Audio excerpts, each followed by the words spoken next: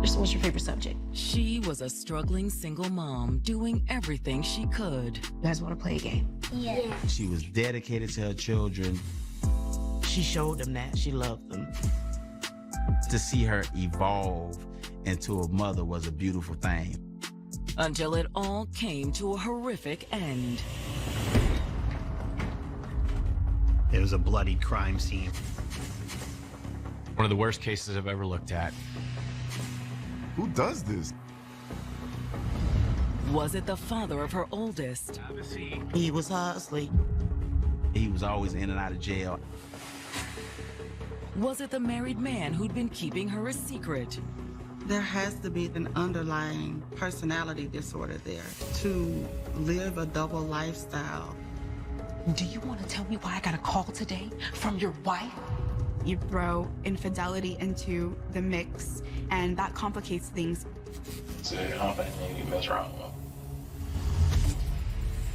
Or was it the new man in her life? He became a little bit obsessed, like talking crazy. He was sending threatening letters. When the investigation begins, only one thing is certain. You don't know the monster that's lying inside people. Can't love a monster. November 20th, 2010. It's a quiet Saturday morning in Tallahassee, Florida. A city of 200,000 that's not on many tourist itineraries. Tallahassee area is a very complex city. Not only is it the capital, but it is a college town with numerous campuses in the area. Mostly it's a nice, tranquil community, great place to raise a family. But for one Tallahassee family, this Saturday is anything but tranquil.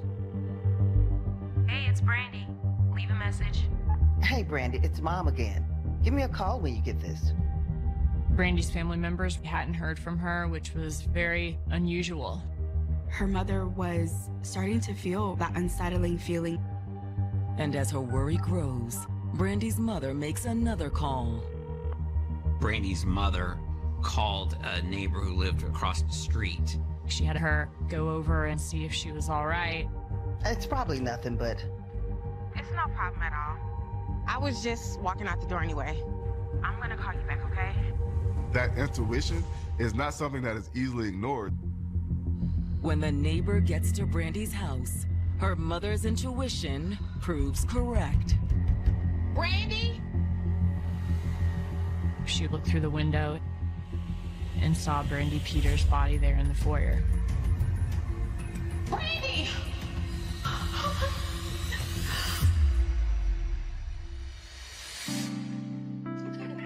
27-year-old Brandy Peters grew up in a tight-knit family. She was very family-oriented. Loved the family. They spent a lot of time together. She was definitely very loved. You could even say she was a little spoiled. She was the baby. So I would say she probably was the diva of the family. She was real feisty. And she always turned the boys' heads. She was into dressing nice. She was a beautiful girl. Guys was after her. But Brandy had her sights on something different. At 21, she started dating a man named Mario Michaels. He was much older than us. It wasn't exactly the most stable of relationships. It was very tumultuous. He was always in and out of jail.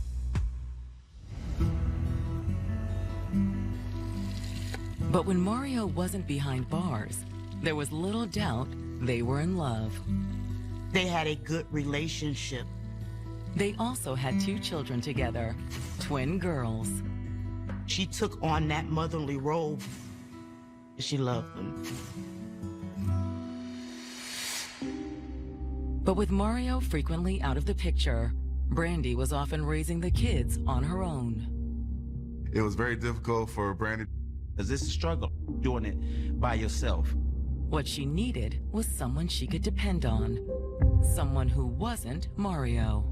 She was looking for someone who had a good job, had his head on his shoulder, wasn't in and out of jail, and could be a part of the kid's life. Brandy thought she might have found him in 28-year-old Henry Segura. Her and Henry met at a gas station, traded numbers. How are you? I'm good. When they started dating, it looked as if Henry checked all the boxes. He wasn't in the streets. He wasn't a convicted felon. He wasn't living that lifestyle. He also had a good job.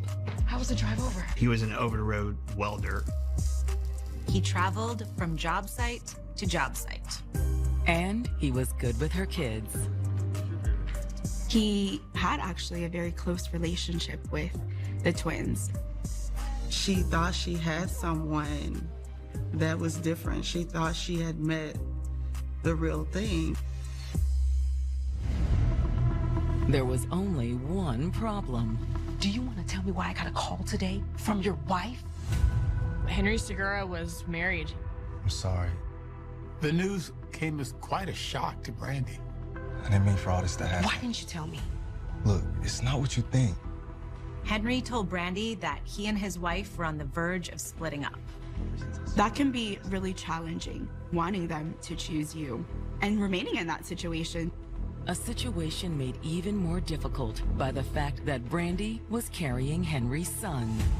What do we do now? It's going to be fine. I'm not going anywhere. He has displayed himself as a decent provider, father figure to the girls, and now it's like I'm having his child, so I have to weigh my options. And she stayed. But after the birth of their child, Brandy came to a realization. It became clear to her that he had no intention of leaving his wife. She said, I'll always be a number 2 or 3 in this person's life.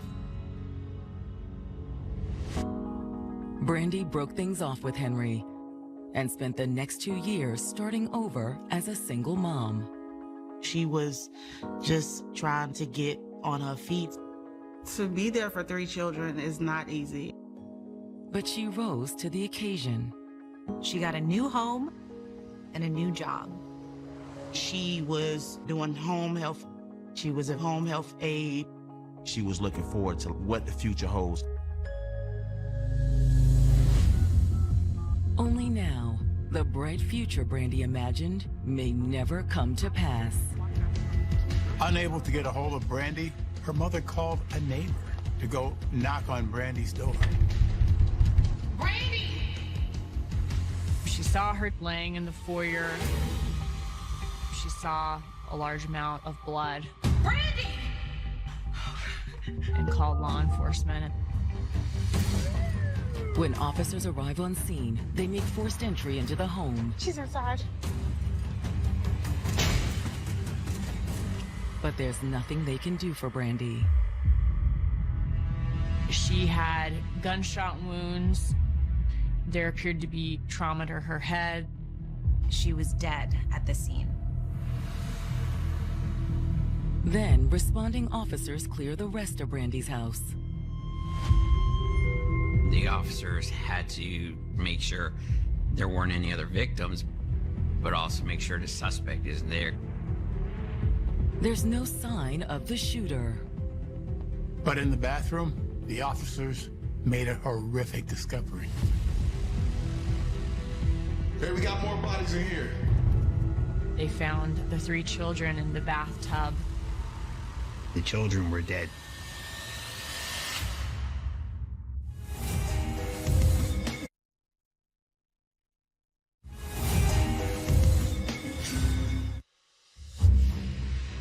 Single mother Brandy Peters had spent the past 2 years creating a stable life for her 3 children after ending her relationship with the father of her youngest. She was married the whole time. Because it had been a struggle, but she was really starting to get focused on, let me get the kids settled in school, let me focus on where I need to take my career. But now, Brandy's fresh start has come to a tragic end. Brandy and her 3 children are dead. No one had had any contact with her since the night before. When homicide detectives arrive at the scene, they start by examining Brandy's body, which lies just inside the front door. There was a bloodied crime scene right there in the foyer. She'd been beaten and has what appear to be gunshot wounds. Suspiciously, though, no casings were there. So that tells us two things. Either it was cleaned up or someone used a revolver. And while Brandy died in the foyer, detectives can tell the attack wasn't confined to that area. A violent struggle occurred in there. There was a large amount of blood down the hallway. The children, on the other hand, appear to have been drowned. The person who committed the crime ended up putting all 3 children in the bathtub together. Who does this? Who would kill kids and then not only that, but drown them in a bathtub? That's just not something you see very often. While the CSI team finishes inside, detectives speak with the neighbor who found Brandy. The neighbor was a good friend of Brandy's. They would go to pick up their children together from school. She had no idea who might have done this. Brandy, she's good people. When the detectives talk to other neighbors, they're just as shocked by what happened. There was a lot of community concern. This is a small little raise your family type of community, and not that's ever supposed to happen, but you definitely don't want it happening here. However, while the neighbors are understandably worried about a killer coming into their community, the detectives don't believe they're dealing with a random crime. There was no forced entry into the residence, so that led them to believe that she must have known this person. A lack of forced entry isn't the only thing that suggests Brandy knew her killer. It was just such a brutal attack. Gunshot after gunshot and blow after blow. Law enforcement thought it was very personal. Is that what detectives are dealing with here? Eager to find out, they turn to Brandy's family, who have started arriving at the scene as word of the murders spreads. It was just a tough moment that day, you know, when get a phone call saying Brandy and the girls had been killed. I know this is difficult, but I need to ask you a few questions first. We really were trying to gather as much information. We were doing that the best we can. It was tough.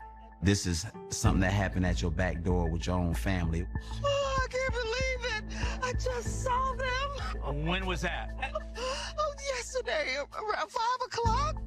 She was supposed to take the twins with her for a sleepover, but the twins didn't want to go. And that was the last time you saw her? Yeah. We talked a little later on the phone around 7, but she didn't answer again after that. Turning to Brandy's relationships, her mother says she never approved of Henry Segura, her grandson's father. She made me aware that Henry was married. Was Brandy okay with that? For the most part. She was like, it is what it is. What about Henry's wife? He went back to her. She said Henry didn't really come around much after the baby was born. He would bring diapers over, but he couldn't really be involved. And the twins' dad? Mario? Yeah, he's around. Mario would bring them birthday presents. Mario would bring them Christmas gifts. They did communicate. But Brandy's mother said she's not a big fan of Mario either. He was in the streets, putting the streets first. However, that isn't the only thing Brandy's mother has against Mario. According to Brandy's mother, Mario was a deadbeat dad. She just took him to court. The week of the homicide, he was ordered to pay child support. How much did he owe? Around $20,000, maybe a little more.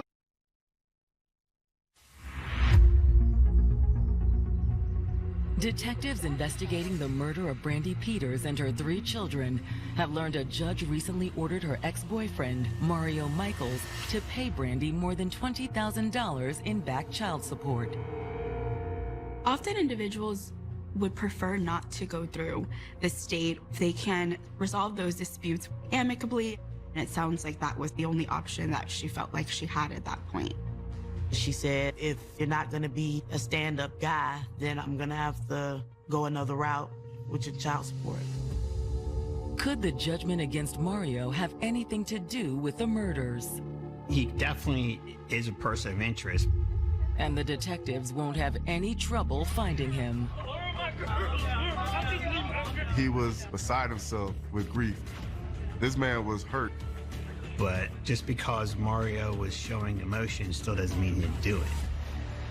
Questioned by the detectives, Mario insists he didn't have anything to do with the murders. How did you hear about what happened?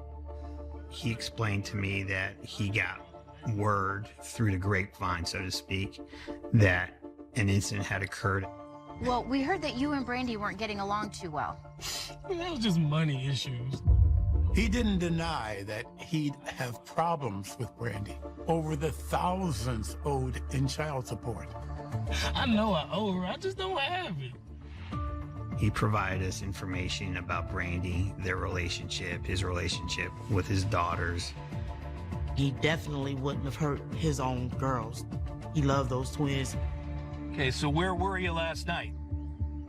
With my girlfriend at a motel. He was cooperative with police as far as giving them information. Why don't you and I go talk? Not only was Mario cooperative, it appears he is telling the truth. When the detectives followed up on his alibi, the motel had a record of him being there that night. And his girlfriend said he never left the room. Thank you so much.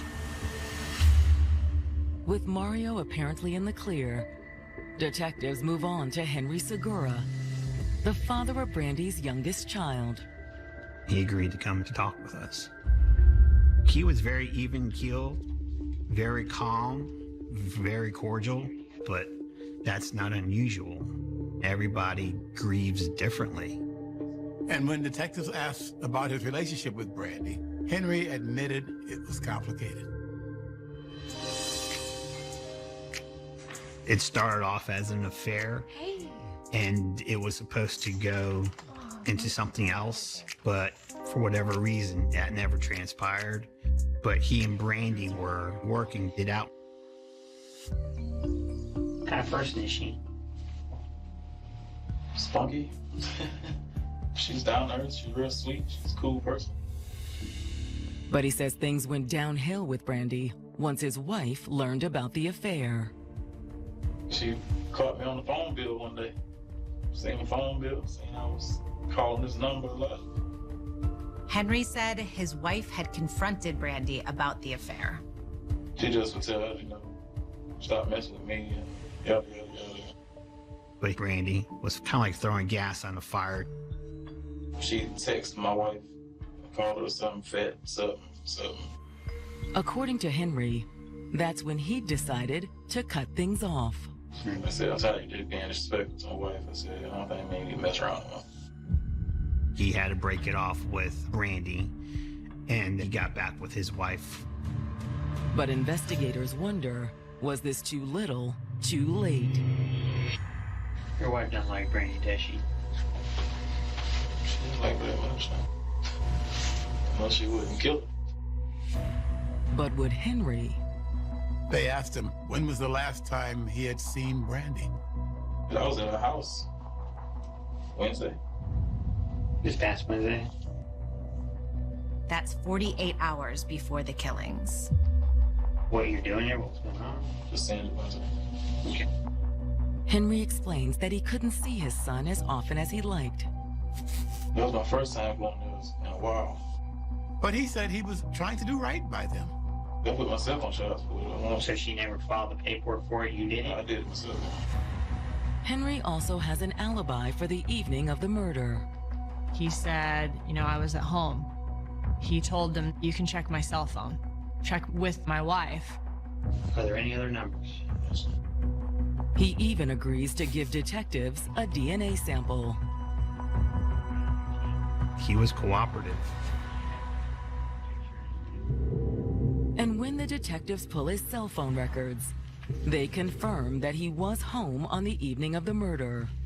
His wife also told police that she and Henry spent the evening at home. Okay, bye-bye. However, just as the investigation seems to be at a dead end, Homicide, Lewis. a friend of Brandy's contacts the detectives with a new lead. I have some information. I'm not sure if it's connected, but I thought you should know. She said Brandy had been in contact with a federal prison inmate named Enrique Sanchez. Enrique has been writing letters to Brandy. These letters that he sent, they were threatening. A friend of Brandy Peters has told the detectives investigating her murder that the mother of three had been corresponding with a prison inmate named Enrique Sanchez. This girl, her peoples was, locked up, and she had somebody that was looking for someone to be a pen pal with. Mr. Sanchez sent Brandy letters from the Department of Corrections. For the person serving time, it helps them feel like they have someone in their corner. They don't feel like they have to do that time alone. And Brandy got something out of it too. She's a single mom. She has 3 kids. She has a lot going on in her life. So to be able to communicate with someone and have a connection with someone that you really don't have to make time for, that might have been something that she was able to gain that connection and that stimulation from, but not devote a lot of her actual energy or time to. But their casual relationship eventually took a serious turn. Yeah, he actually proposed to her. Enrique told Brandy he wasn't just any inmate. And he said that he was a high-level member of a criminal organization out of Chicago and promised Brandy fortune just to marry him. The friend admits that Brandy was intrigued by Enrique's offer. But she also wondered if it was a little too good to be true. She was really hesitant. Brandy became suspicious of Mr. Sanchez. According to Brandy's friend, when she declined Enrique's offer, he refused to take no for an answer. He became a little bit obsessed, just, like talking crazy. And 2 days before the murder, Enrique sent Brandy a menacing letter. And in the letter, he accused her of being disloyal. Was it just a coincidence? Or did it have something to do with Brandy's death? If Enrique was some sort of gang leader, he could have arranged a hit. It was such a violent crime. I don't know of another crime as violent as this in Tallahassee. Thank you. When the detectives received the autopsy results, there's no doubt they're dealing with a cold-hearted killer. Brandy was shot 8 times. They've also found evidence that one of the children had been shot. We thought all 3 were drowned. We found one was shot in the head. 2 of those children were alive when they were put in that bathtub, and their 3rd sibling was used to hold them down. I don't even know what to say. It's awful. To explore the possibility that Brandy and her children were the victims of a gang hit, the detectives set up an interview with Enrique in federal prison. During an investigation, we have to go down every single lead. Okay, yes, she turned down my proposal, but that doesn't mean that I killed her. However, he does repeat the claim that he's a high-ranking member of the powerful Vice Lords gang. Mr. Sanchez said that he was involved in various other criminal activities that were somewhat high profile. Gave us quite the story. But detectives came away from the interview suspecting it was just that, a story. And we pretty much figured out that he wasn't fully there. There definitely are indicators that he's suffering from a severe mental illness. And when detectives did a little digging, they discovered he wasn't in prison for anything gang-related. The reason why he's incarcerated was for sending threatening letters to governors. And he was someone who kind of perpetually took credit for a lot of different crimes. With Enrique looking like a dead end, the detectives regroup. Hoping for a new lead, they subpoenaed Brandy's cell phone records. When we're doing a homicide investigation, it's like casting a net for fishing. See what comes back. The records show that on the day of the murder, Brandy had been in frequent contact with a number registered to a man named Aaron Bishop. So we immediately had an interview with him. Do you know a woman named Brandy Peters? No, I never heard of her. Figuring they've caught Aaron in a lie, the detectives confront him about the calls from his phone. Aaron's like, what? Hold on, what phone? When detectives explained, he said he'd given that phone to a coworker. This coworker had the name? Yes, Henry Segura. Which means that shortly before her death, Brandy had been on the phone with her ex-boyfriend. Detectives investigating the murder of Brandy Peters and her 3 children have reason to believe she'd been in contact with her ex, Henry Segura, in the hours leading up to the murders. It started when they traced the number from Brandy's phone records to a friend of Henry's named Aaron Bishop. They worked together doing jobs on the welding site. We were out on a job and I messed up my phone. He had spilt a drink on top of the phone and the phone stopped working. Aaron says he'd given the phone to Henry. Henry takes the phone, puts it in a bag of rice, which is a technique to dry out your phone, and he realized that it still worked. He asked me if I wanted it back, but I'd already got a new one, so I said he could keep it. So now Henry thought in his mind, well, oh, okay, cool. I have a second phone that doesn't have my name on it. Remember, that's how Henry's wife initially found out about his affair with Brandy. She caught me on the phone bill. Had he also lied about having a second phone? Are there any other numbers? Yes. To be sure, the detectives subpoena the tower records for Aaron's old phone. What they learned could be the key to solving this case. That phone was at Brandy Peters' house the night of the murder. Literally on top of the crime scene, right on top of it. And it had been there for hours prior to the murder. All the detectives need to do now is prove that it was Henry doing the stalking. And the phone records may reveal a way to do it. Brandy's number wasn't the only one that popped up in the phone records. Whoever had the phone had also been in regular contact with a number registered to a woman named Letitia Lyle. Hello? They spoke to her and she confirmed she was talking to Henry Segura on that phone. The phone came up under another name, but it was always Henry. So, why did he use another phone? Well, he's married. She was another girl he was having a relationship with. She was enamored with Henry Segura. She thought that this was a relationship that was gonna go somewhere. But Letitia says she'd recently seen another side of Henry. He had anger problems. She noticed how much of a temper that he had. Like, he put his hands on you? No, nothing like that. He was just angry all the time. What about? This girl, he said she was always trying to put a kid on him. According to Letitia, he just was venting and venting and venting about Brandy and the situation about the child support. And the fact that he had to pay this money to Brandy for a child that he didn't even think was his. Which sounds an awful lot like a motive for murder. I appreciate it. Thank you for your time. Bye.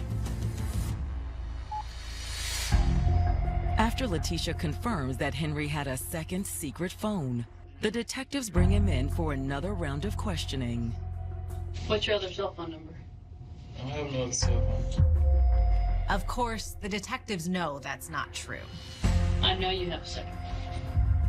Once he realizes the detectives have caught him in the lie, he admits he had another phone. In the past. That was a while ago. That was before Brandy passed away. He used it to talk to girls he was seeing on the side. What'd you do with it? I mean, Throw it away. Why'd you throw a phone away? So I don't need it. When detectives asked when exactly he got rid of that phone, he was just as vague. I don't remember. I just remember getting rid of the phone. I don't want her to find the phone. Like I said, I don't see where that has anything to do with this. The detectives, on the other hand, believe Henry's lies about the phone tie everything together. He never told police about that second cell phone because he knew that with that information, they'd be able to see that his location was consistent with Brandy Peters' house the night of this murder. And I know you were over at her house on Friday. Okay? We confronted Henry about that information, and at that point, he declined to cooperate any further in the investigation. I don't answer no more of y'all questions. I don't like the way y'all seem like you're trying to railroad me into being someone that killed a lady and her kids, which being one of my children. I don't have anything to say.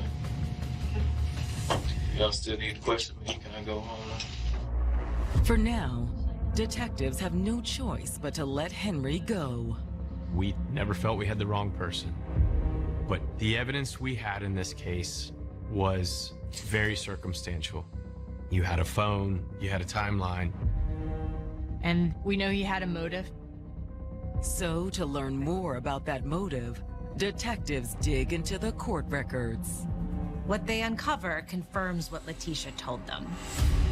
He was ordered to pay a lot of money in child support.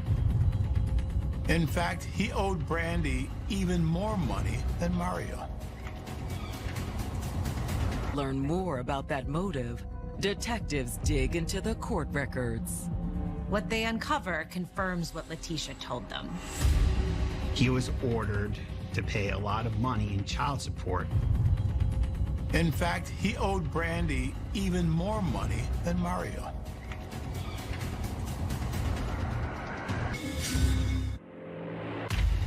Detectives investigating the murder of single mom Brandy Peters and her 3 small children have discovered that Henry Segura, the father of her youngest child, owed her a significant amount of child support. Henry told police that he had put himself on child support. She never filed the paperwork for it. You did it? I didn't, so. But what he hadn't told them was that he'd gotten significantly behind on his payments. He's an over-the-road welder. He can have a job 1 month and not have a job for 2 more months. However, in talking to Henry's co-workers, the detectives learned that he had a plan to deal with his money problems. Henry had a chance to go to Afghanistan and do military contracting as a welder and get 6 figures. However, there was one big problem in his plan.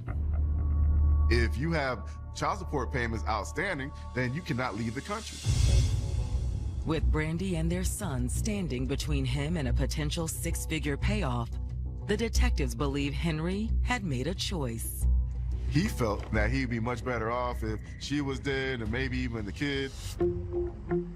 And when the detectives receive the results of the forensics testing from the crime lab, they're convinced that Henry had done the unthinkable to get rid of his child support problems.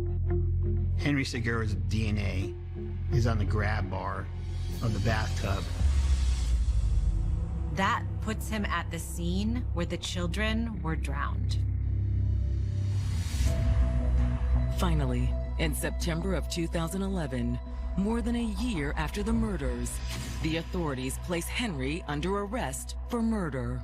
When he was arrested, we attempted to speak to him again, but he didn't want to talk.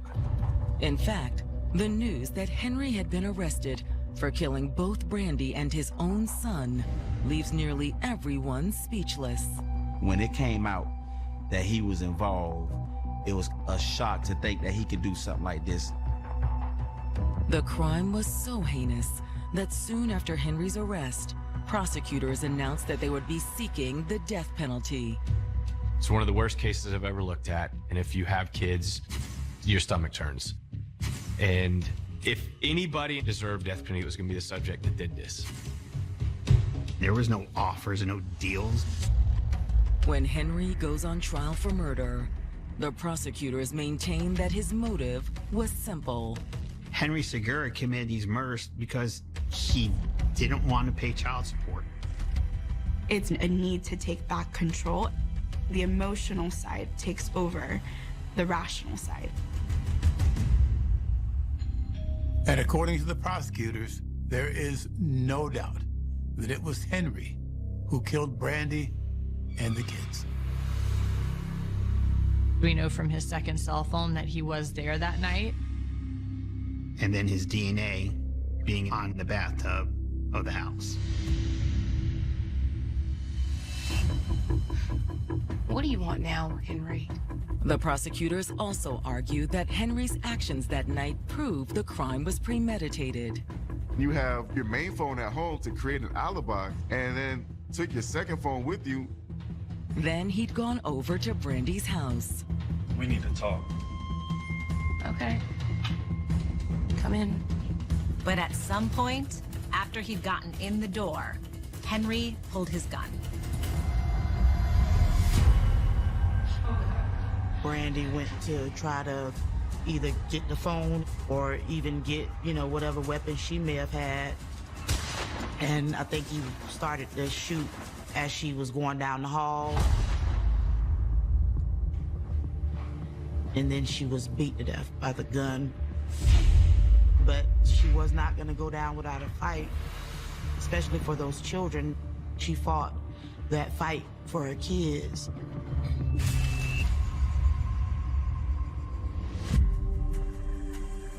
Once Brandy was dead, Henry went looking for his son. But he'd made a miscalculation. I don't think the twins were supposed to be home. I think it was just supposed to be his son and Brandy at the house. And now he realizes he has to take care of all of them. How could you do such a thing? To have taken the life of your own flesh and blood, and innocent children, and the mother of your child? He's a monster. And you kill your son in order for you not to have to pay $20,000 in child support? 20 grand, bro? There was no conscience there. He cared more about protecting himself and protecting his lifestyle. When it's the defense's turn, they argue that Henry is totally innocent. The defense in this case was always Henry didn't do it. You got the wrong person. And when the defense put Henry on the stand, he certainly did not look like a killer. He gets his direct from his defense attorney. It comes across clean, calm, he's cool, collected, no issues. But the defense's strategy isn't without risk. We knew that he definitely wasn't always respectful of women. Just looking at the evidence in his cell phone, how he talked to the women he was in relationships with. He had anger problems. So let's see how he reacts to being questioned by a woman. The cross-examination by Sarah Dugan allowed the jury to see the true colors of Henry. When he felt challenged, especially by a woman, he realized and started lashing back at her. The switch flips, and you get to see the monster that's inside him. The jury definitely saw it. Henry Segura was found guilty of 4 counts of first-degree murder. However, they stopped short of the death penalty. Henry Segura was sentenced to life in prison. The family can finally have closure. Justice was served. It's done. The book is closed on this one. But no amount of prison time will ever make up for the pain Henry caused, or the lives he took. This will always be just a sad tragedy. I could never really understand why this happened to Brandy, and let alone those children. There's no real closure for that, but you do find ways to cope. There are the memories that get you through. They were love, they came from love, and they gave love.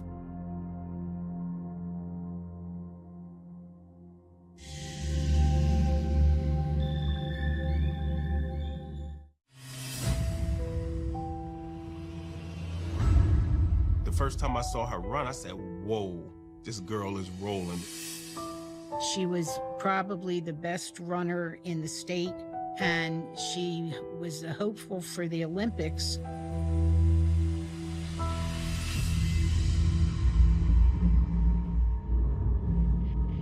Shelley had left to go to a party in Center City and never returned home. Flyers are going up. People were knocking on doors.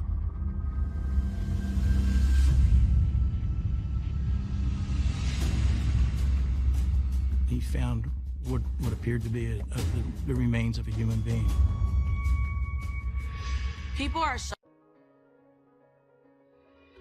A beautiful nursing student's death is as mysterious as it is tragic. We had no idea who did it. Yes, sir. And every suspect has a reason to lie in a case where secrets, sex, and lust explode with deadly consequences. When they unlocked that cell phone, the secrets just poured out. Within 24 hours, it went from texting to sexting. It might be embarrassing, but people have their own thing. That's all about. We're all human. We have buttons that people push, and we don't have an edge, and sometimes we don't know that edge until we're pushed over.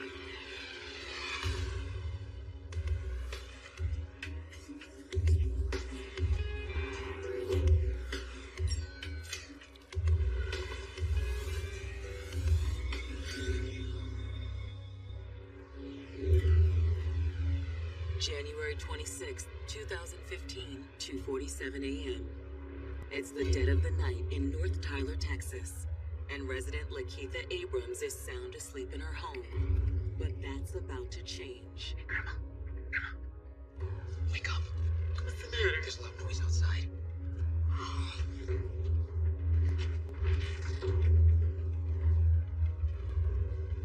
She looks out the window and sees a vehicle and thinks it's an accident. Calls 911. Paula 911 is your emergency police fire ambulance. Maybe I told me. I live on West 24th Street, and if the car across the street, it looks like it's up out of telephone poles, and the headlights are on, and I don't see anybody out of the car. Okay, we'll get officers out there to check it out, okay? Tyler police officer Joshua Smedley is the first to arrive at the scene. Officer Smedley got up to the vehicle. The tires were kind of sunk into the grass, but the exterior of the car was really damaged. The car was still running. 12 drivers, EMS code. There's a woman, mid to early 20s. Are you breathing, ma'am? Did you hear me? As Officer Smedley engages the seemingly unconscious woman, he notices something dripping from the steering wheel. A little bit of blood as usual. There was damage to the car, but nothing that... Devout Texas community. I've worked many homicides. This one had a little different twist to it. Weird. Tyra Underwood was born in 1991 and raised in the small, deep East Texas community of Lufkin. And in this conservative community, Tyra, or Ty as her friends knew her, certainly stood out. She was a very, very outspoken person. If something wasn't right, she would let you know off top. Ty was never afraid of anything. With confidence through the roof, Ty went after everything she wanted with gusto. She always tried to go over the top and overachieve. She was at top of her class in high school. When Ty graduated, she set her sights on a career in the medical field, and first she trained as a certified nurse's assistant. She went and got her license to be a phlebotomist. Actually, awesome too. After that, our career just took off, you know? Then in February of 2014, Kenya Darks, Ty's childhood best friend and confidant, called Ty with a tempting offer to move a couple of hours north to Tyler, Texas.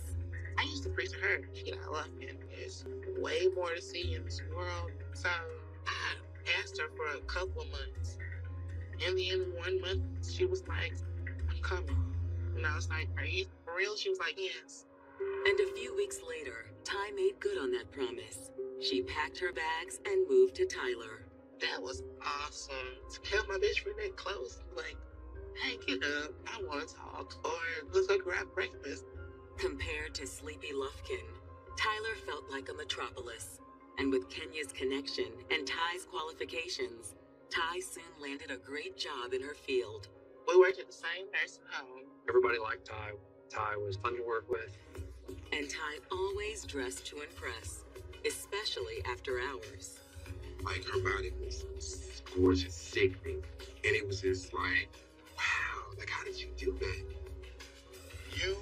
So, typical night for us is me and Barbara's drinks, dancing, trying not to sweat out our makeup or sweat out our hair.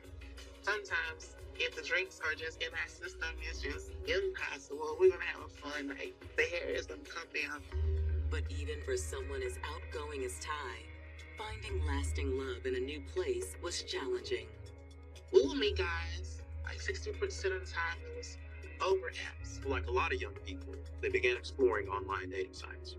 The type of men that Ty would usually come across were men that were already involved. They were either married or they had a girlfriend. But Ty refused to waste time waiting around for Mr. Right. She had dreams of her own to fulfill. All she wanted to be was a nurse. In January of 2015, all of Ty's hard work paid off when she was accepted into the nursing program at Kilgore College. I was very, very, very proud of her. She made it look so easy. She was on top of the world.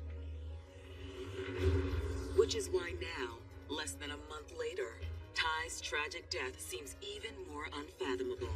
It's like, who could possibly want to do something like that? But a startling discovery at the crime scene is about to have police asking even more questions. One more shocking and disturbing than the next. It's weird.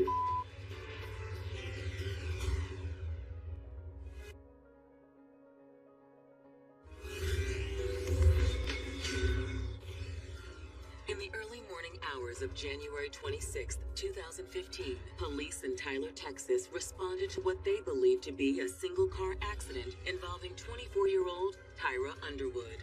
But upon closer inspection, the reality is far worse. As they're looking at the victim, they're finding gunshot wounds on the chest, the arm. Looks like we got a gunshot to the right shoulder as well. She lost a lot of blood. They couldn't revive her. She's not breathing. This wasn't a traffic accident. This was, in fact, a shooting situation. We had a homicide.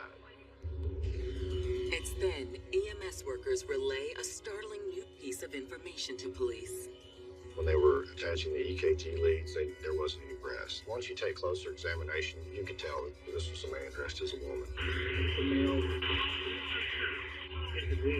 She looks like a woman. I mean, she's beautiful, and that was definitely the confusion at the beginning.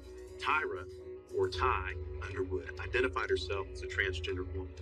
But Ty's birth name was Tyrone Underwood. With homicide detectives now arriving on the scene, officers bring them up to speed on the new development in this case. While EMS was working her, come to find out, it's actually a guy dressed as a girl. It's a revelation bound to complicate the investigation, especially in a deeply conservative community like Tyler, Texas. I'm gonna take a look at the body. Okay.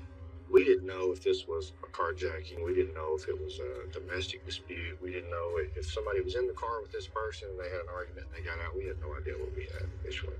While detectives can't rule out standard motives for the crime, the fact that you have a male victim that's dressed as a female forced them to consider a series of other possibilities. There's a possibility that Ty's killer didn't know she was a transgender woman, freaked out and shot her, or that this was a hate crime.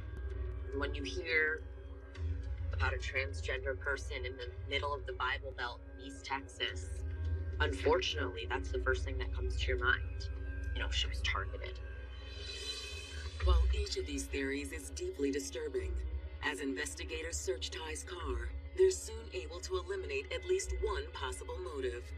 We located money in the middle console. That kind of rules out, a robbery attempt. Along with money, investigators recover Ty's iPhone, which could be crucial to this case. Cell phones are a tremendous amount of help. A lot of times there's photographs, there's text messages, there's missed calls.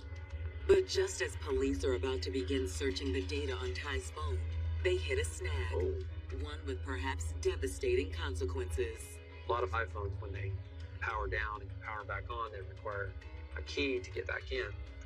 Without the passcode, detectives might never be able to access important evidence in the case. Evidence that could be critical to this investigation. But despite this setback, police have a more pressing matter for now.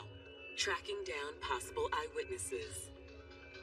I had officers go door to door to see if any other citizens out there heard any gunshots or saw somebody leaving the scene. There was a shooting that happened, and have you seen or heard any gunshots? No, I didn't hear anything at all. The officers came back to me and said, we woke people up. It was obvious to me that they were asleep. They didn't hear anything. The only witness we really had heard some gunshots and then looked out the window and called 911. So we didn't have any witnesses that saw what actually took place.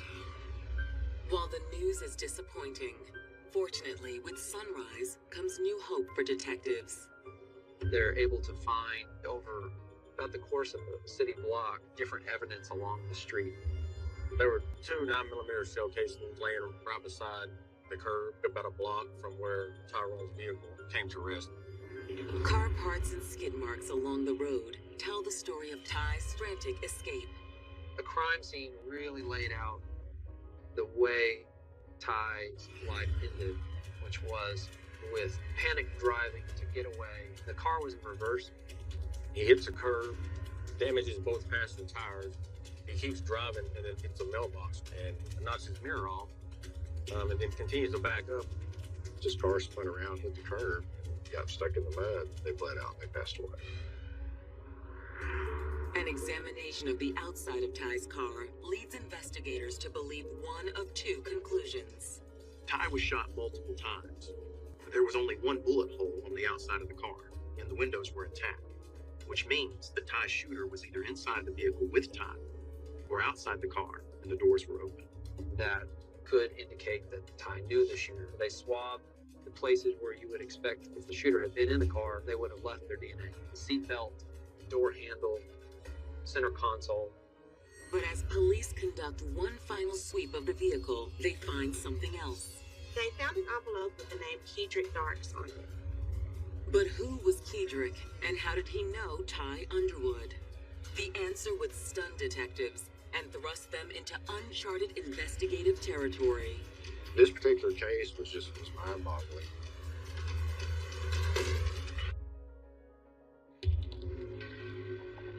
Detectives in Tyler, Texas are investigating a murder with an unusual twist. Tyrone Underwood, the victim, dressed as a female, but he was actually a male. So far, the only lead in this puzzling case is an envelope found inside Ty's vehicle. We located a name in the glove box, Kedrick Darks.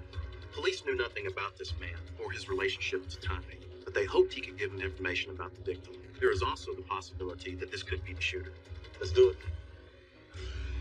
Later that morning, investigators knock on Kedrick's apartment door. Hey, I'm Detective Bill of the Police Department. Can I talk to you for a minute? The detectives say that they're looking for Kedrick Darks, and this individual says, that's me, but I also know my Kenya. They say, may we come in? And I paused for a couple seconds. And I was like, sure, come in. After learning that Kenya is Ty's roommate, detectives reveal why they're there. Something happened early this morning. We don't know everything that's happened, but we believe that Ty, you call him Ty, was killed early this morning. You lied to me. You what? My friend is dead. And at first, I was like, are you for real? You know? He was like, yeah, I wouldn't be standing in front of you if this was a joke. When we told Kedrick that Tyrone was deceased, you could tell that Kedrick was very emotional. I wake up and my best friend is not there. Like, what movie am I living? What role am I playing right now? Because this is not my life. Kenya's genuine shock conveyed to detectives that this was not a suspect, but a grief-stricken friend, and possibly a key source of information to the investigation. I'm gonna need your help. Just give me a second. And I am giving y'all questions. That's fine. Myself to you. That's fine. And it was like, we're leaving up to you to tell the family. You call them, let them know. Meet us downtown the next 30 minutes. Calling Ty's mom is the hardest thing Kenya has ever had to do. I told her they found Ty dead in a car shop. And she immediately starts screaming and hollering. And she drops the phone. Her coworker picks up the phone and asks me what's going on. And I tell her. She screams and tells me that they're on the way. Determined to help catch Ty's killer, Kenya hurries to the Tyler Police Department. I just don't know who it is. That's what we're trying to get about. Detectives begin their questioning by trying to learn more about Ty and Kenya's lifestyle. According to Kenya, she and Ty made the decision to live as women during high school. We always knew that we were different, but it was like our junior year when we actually make up in our mind, hey, this is what we are. Although Ty and Kenya sexually identified as women, they made a conscious decision not to alter their bodies surgically or hormonally, so they were still biologically male. Ty's mother was fully supportive, but she was also very scared for Ty.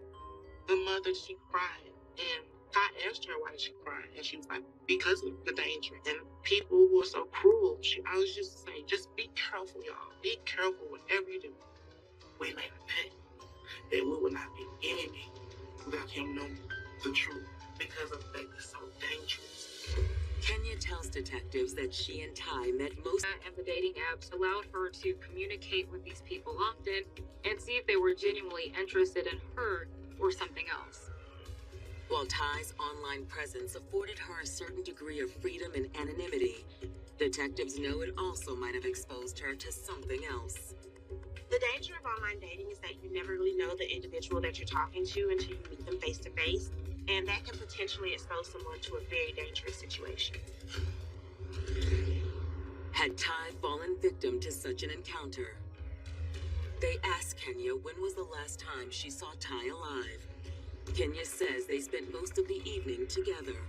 I had just seen Ty. It was no later than 12:45-ish. So I thought she was going to sleep or something. But you never heard leave. Like I said, I had no clue. I hope it was up.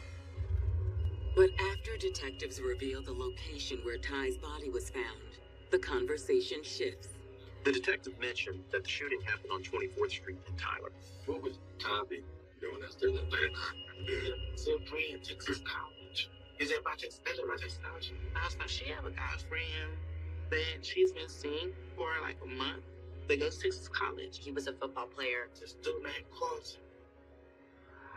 After finishing the interview with Kenya, detectives head to Texas College to determine if there's a student athlete on the team that goes by the name Carlton. We really wanted to talk to Carlton to find out what he knew about Tyrone and why Tyrone was up in the north part of town. But with only a first name in hand, they need the university administration's help. We ended up contacting the president of the college. He got us a list of all football players. Sure enough, there's a Carlton on the football team. They asked Carlton to come to the office so the investigators can talk to him. In a private conference room, detectives begin the conversation with a simple question. Do you know a girl named Tyra? We asked him the name of Tyra, because that's what Tyrone went as. The 21-year-old college junior readily admits to police that he and Ty were in contact. He said he met her a couple of times and just pretty much talked on an app on his tablet called Kid. You ever had sex with her? No, at all. Just talked. He said they had a fairly distant relationship. Given Carlton's response, detectives wonder how much this strapping football player really knew about Ty. They ask if Carlton knows that Ty was really a man. Her name was Tyrone. That's a dude. That's a guy. That's kind of crazy. You know she's a male. I've seen her 2 times. I'm still confused like, damn, what's going on? Tyrone was shot and killed this morning. It's kind of crazy. For Carlton, the timing of Ty's death is particularly troubling. He says he and Ty originally made plans to meet that night. She was like, I'm finna come up and meet you now. Like, well, you better everybody go to sleep. What time was that? I think it was like 9:11. But Carlton says that not long after their conversation, he fell asleep, and that he hadn't seen or spoken to Ty since. To detectives, Carlton seems like a young man with nothing to hide. Carlton, answer the question freely, or he said he never left the dorm room. You wouldn't mind giving us a swab of your DNA, would you? They didn't have any reason to detain him. We're gonna still keep investigating, and if something comes up, then you know I'll be back over here. I told you right here. It's your job. 24 hours into their investigation, detectives are growing increasingly desperate for a viable lead. So they turn to the one piece of evidence in their possession that could make or break their case. If detectives can access Ty's phone, the data inside could well be the key to unlocking her killer's identity. We charged the phone up, and once it was charged up, it was locked. Detectives try punching in a few common passwords, but they also understand that with each failed attempt, the chances of solving the case slip further and further away. They knew they only had a certain amount of chances before they were completely locked, and they were like, how are we going to get to this phone?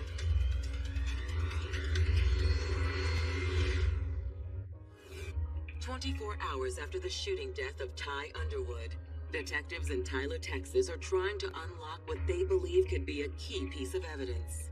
Police had recovered Ty's smartphone from the car, and it was this device that police believe Ty used to communicate with her killer. But there's one big problem for investigators. They didn't have the key to get into Ty's phone. Detective. What you got? Police have only 10 chances to guess the correct password before the phone locks them out forever. Investigators thought, well, what are the odds of us guessing the code? Try 1, 2, 3, 4. We ended up trying a few different numbers. No, only got so many chances. Then all of a sudden they tried the birthday. We're in. Okay. Once inside the phone, the secrets of Ty's personal life begin to pour out. But the sheer volume of Ty's electronic correspondence is overwhelming. There was a lot of messages between Tyrone and other individuals. At first, we were trying to narrow down to see if he was communicating with somebody right before the homicide occurred. As investigators scroll through Ty's phone, one message on the dating app Plenty of Fish jumps out at them. It appeared to police that Ty had been communicating with a man named George McCrae just hours before the killing. They had met online. It wasn't just a platonic correspondence, and it was very clear that George and Ty had plans to meet. Cross-referencing their public databases with an online people search, investigators discover something stunning. George lived near the crime scene. To the station for an interview. We're looking into the death of a person here. His name is Tyrone Underwood. That name ring a bell with you? At first, George denies knowing Ty, but when detectives turn up the heat, George changes his tune. He admitted that he's been texting Tyrone. He was aware that Ty was transgender. Did it bother you that he was a dude? Kind of in a way. I kind of thought it was a dude. But I kind of thought it was a woman. But just trying to beat up the gay. Detectives already suspect that Ty's death could be a possible hate crime, and here's George admitting that Ty's sexual orientation bothered him. Detectives confront George with a text showing he and Ty had planned to hook up the night of the murder, but George denies that meeting ever took place. George said it got late. He wanted Ty to come to his place. Ty wanted George to come to her place. But in the end, he says, nothing happened. Detectives aren't so sure they believe George's story. The problem is, he did come that way. He went down, you know where he's killed? About 8 blocks from the house. That we get his person the address. How do we know that? He was alive to tell me and asked me that I see him dead. Would you do that for us? Yeah, let's go. Really? I'm trying to get the hell out of here, man. So investigators strapped George up to a polygraph machine, and sure enough, he passed with flying colors. They let him go. With George McCrae seemingly eliminated as a suspect, and with no arrest in sight, Fear is mounting in Tyler's LGBTQ community. There was a real fear that this was a hate crime and the killer could strike again. In the coming days, community activists band together to ensure Ty's unsolved murder remains front-page news. There was a big outpouring of support from the LGBTQ community here in East Texas. It's tragic that this happened to one of us, but we're given awareness that she's not going to be overlooked because she's a transgender woman. But despite everyone's suspicions as to what prompted this murder, police remain reluctant to lock onto one motive. Ty was always very forthcoming about being transgender. So while it's possible that this was a hate crime, it's also possible that Ty's killer knew about her sexual orientation and didn't care. But as police know, there's one person who is denied knowing that Ty was transgender, and that was Carlton Champion. When police speak to Kenya Darks again, Ty's roommate and close confidant makes it clear to investigators that Ty believes there was something special about Carlton. She came to me about this guy. They met on an app called Kick. She always wanted an athlete, so that's another reason why I think she was so turned on him, because he's an athlete. She was like, bling, bling, bling, bling, bling, bling, happy, happy, happy. But Kenya doesn't stop there. According to her, she had met Ty's man crush on at least one occasion. He came over to the house, like she went and got him from the college, because he didn't have a car at the time. At least the way Kenya paints it, it sure sounds like Carlton and Ty weren't just mere acquaintances. There's much more to this story. To verify, detectives speak to Carlton's friends and teammates, but unfortunately, none of them can offer much help. Looking to gather more information, detectives decide to pay a visit to his family in Longview. When the detectives talked to his father, they asked if Carlton was homosexual, and his father said they didn't believe his son to be homosexual. Now that you mention it, he never really brought any girls around or anything like that. No one in Carlton's family seems to know much about his dating habits, but they do provide detectives with additional insight into Carlton's past. They explain they are not Carlton's biological family, but rather the foster family who helped lift Carlton out of a violent, poverty-stricken childhood. He had a troubled childhood. His mother had an addiction problem. His father was in and out of prison. But Carlton's fortune apparently changed after he was placed in a boys' home in Baytown, Texas as a young child. He made a friend at school, and fortunately, the friend's family liked him and became his new foster family. He was a part of the family. We got him ready for prom, graduation. He got disciplined. Carlton was given a new start, if you will. He starts to come into his own in a good way. And while Carlton's foster family says he struggled at first academically, he never gave up, keeping his eyes on the prize. He wanted to be a football star. He's an awesome athlete. He has potential to go to the NFL. He was a great athlete. And eventually his dedication to the sport and his schoolwork paid off. He had gotten a scholarship to Texas College. Being accepted into the football team, it seemed as if he was on the path to making his dreams come true. To police, this hardly seems like the portrait of a would-be killer. He had his life going in a good direction. But the video footage from the night of the murder is about to reveal something startling about Texas College's golden boy. You see it on the news, but when it's in your back door, which is very shocking.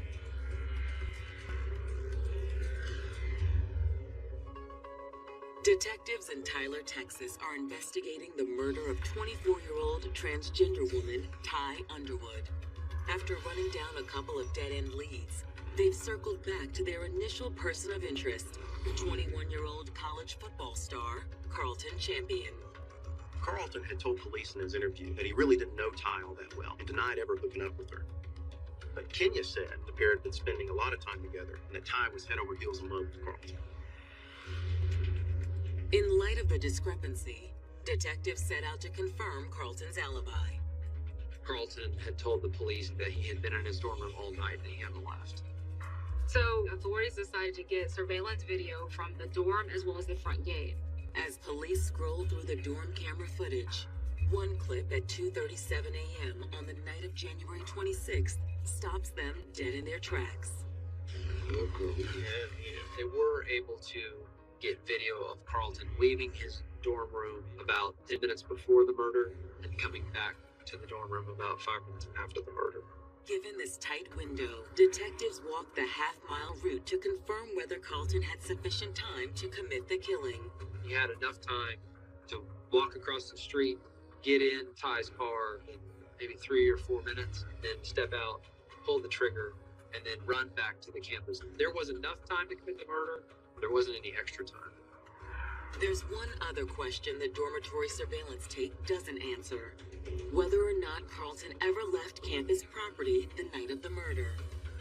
The campus police couldn't locate the security footage from the front gate showing Carlton actually leaving campus that night. So at this point, it's all speculative. In a bizarre twist of fate, the footage cuts out during the precise window that Carlton would have had the opportunity to commit the crime. Detectives needed to find out what happened to that footage. While one officer confers with campus security about the missing surveillance tape, another works to recover the correspondence between Carlton and Ty that took place on the messaging platform Tick. And it's hardly the innocent platonic conversation Carlton claimed he had with the victim. There was communication between both of them for a few weeks.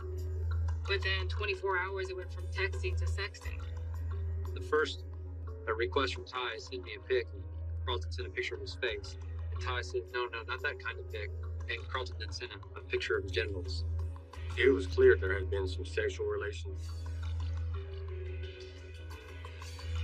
The relationship was much more intimate than he wanted to admit. They just couldn't keep their hands off each other. He was like the further they could. Like, he didn't stop. And she was satisfied, didn't have no complaints at all. At all. But as police continue to scroll through Ty and Carlton's racy messages, one thing becomes clear. A couple of weeks into their relationship, the messages grow more heated, especially after Ty's feelings for Carlton started to deepen. After a few sexual encounters, Ty starts to notice that Carlton's not responding as quickly. When Carlton wouldn't answer her, she'd get upset where he was, what he was doing. It was obvious that she wanted something serious, and it's obvious he did not. Carlton even actually tells Tyrone that they may need to take some time off with each other. Yet Ty refused to give up. Just hours before her murder, Ty texted Carlton insisting they meet up. She said, I'm gonna come to the college and you're gonna come meet me. He said, no, you're not coming up here. Carlton was very adamant on those messages. He didn't want his football teammates, his coaches, his friends to know what was going on. He wanted that to be a secret between him and Ty, and she seems fed up with keeping secrets. That's when Carlton tells Tyrone to pick him up 1 block from where the homicide occurred. And then that's the last text message between the two. Given the content of the messages and the time they occurred, detectives are certain they found Ty's killer. But before making an arrest, they hope to find additional evidence that directly links Carlton to the crime scene. The first interview with Carlton Champion, I asked him to provide a sample of his DNA, which he did provide. At that point, we were able to send off the DNA with our crime scene swab from inside the vehicle with Carlton's DNA. But while waiting for the test results, detectives learned something stunning about the missing gate surveillance footage at Texas College. It appears that the cameras at the front gate were manually turned off around the time that Ty was murdered. Which raises a chilling question for detectives. Did Carlton have an accomplice?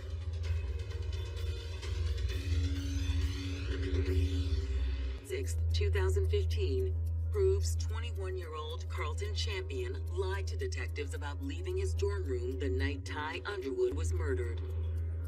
Investigators believe Carlton shot Ty after some sort of lover's quarrel, but footage from the school's rear gate that would conclusively show Carlton leaving campus has gone missing, and it appears as though someone has tampered with the camera. They thought perhaps somebody helped Carlton Champion by turning off the cameras. They were wondering if Carlton had an accomplice. But after the technicians checked out the cameras, it was revealed that it was actually a computer glitch. It just kind of turned out to be a coincidence. But what doesn't seem so coincidental are the findings from the state's forensic lab regarding the DNA investigators collected from Carlton Champion 1 week earlier. We asked him, had he ever been in Tyrone's vehicle? And he says no. But Carlton Champion's DNA was found inside the passenger side of that vehicle. Inside passenger door latch and the front passenger seatbelt. That DNA was the strongest piece of evidence they had. It's what tied him to the crime scene. At that point, detectives had more than enough evidence to arrest and charge Carlton with first-degree murder. For Ty's friends and family, it's a relief that her killer is finally behind bars. I was very excited. I was like, yes, now let's get justice. At that time, everybody was raising their eyebrows like, okay, yeah, we get it now. It's not a hate crime. It's not nothing like that. This is some love affair going wrong, literally. With their perp now in custody, detectives hope Carlton's ready to talk. It's hard to deny some things that we had. We got you leaving the door. You get in the car because your DNA's in the car.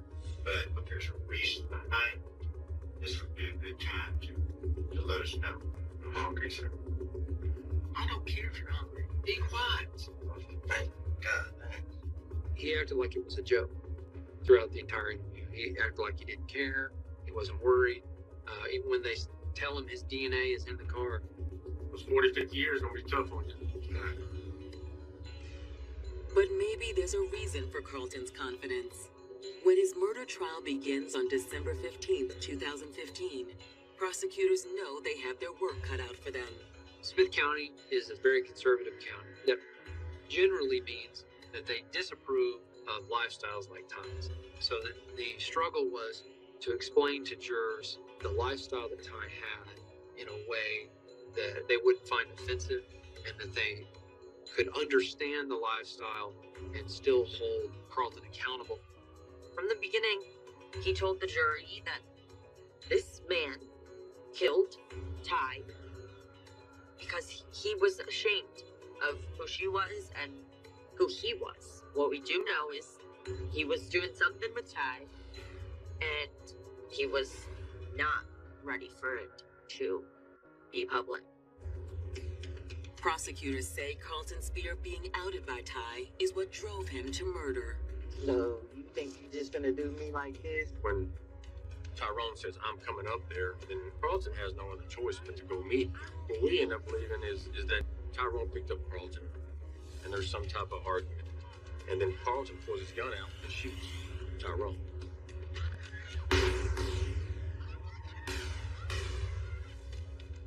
We didn't have a murder weapon, and we didn't have a way to prove that he had a gun at any point. He wasn't a registered owner of a gun. We didn't have any witnesses that said they'd sold him a gun. So that was something that we were missing. But we had a lot of evidence against him. We had the messages, we had the DNA. He lied about the relationship. He lied about being in the car. He lied about leaving his dorm room.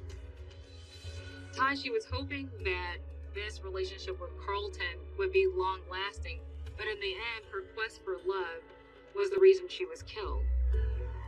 Carlton's defense team counters by hammering away at the fact that their client has never owned a gun, nor have police ever recovered the murder weapon. Their whole case was identity. It wasn't my guy. Somebody else did. On December 17th, when both sides rest and the jury retires to deliberate, no one knows which way the verdict will go. We were really sitting there and I'm like, Lord, please don't let this man get out. Those fears are assuaged when just 2 hours later, the jury returns with their verdict. When they read that he was guilty, we're all like crying. Actually, it's not even like joy. It's like, yes. I don't think there was anything the defense could have brought up that could have countered the cold hard evidence that they had. The following morning, the judge sentences Carlton to life in prison. Carlton is freaking out. Freaking out. I mean, he was thrashing. He screamed, I'll be back on the street. His family and friends were not quite happy. Bailiffs had to come and restrain him and to actually escort him out of the courtroom. In the end, justice prevailed, and Carlton's life was ultimately taken away from him. He may be still alive, but he's living in a prison, and he will never see his NFL dreams come true. Though nothing can ever bring back Ty Underwood, her tragic death has brought the community of Tyler, Texas together in unexpected and moving moving ways. It was eye-opening to people who live here, the police department, detectives and officers, prosecutors. And I think it was also eye-opening to the LGBTQ community. That it showed them that everyone else does care about them. I'm looking at the good because it has created a way in Texas. You know, it's positive and it gives me just joy because not only are we celebrating my friend's life, we are able to give our community more awareness. So it won't be your child, or it could be.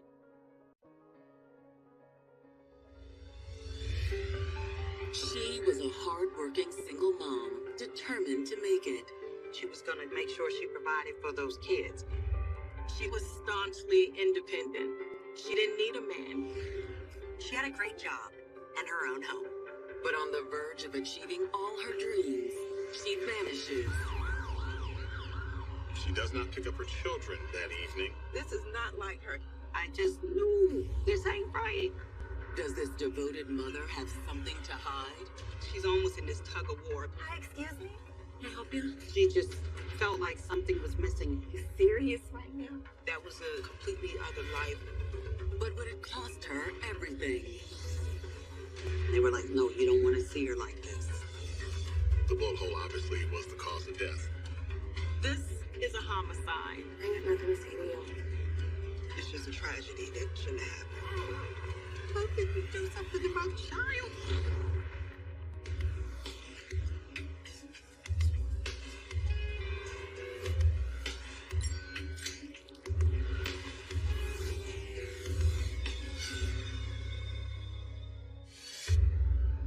June 13th, 2003.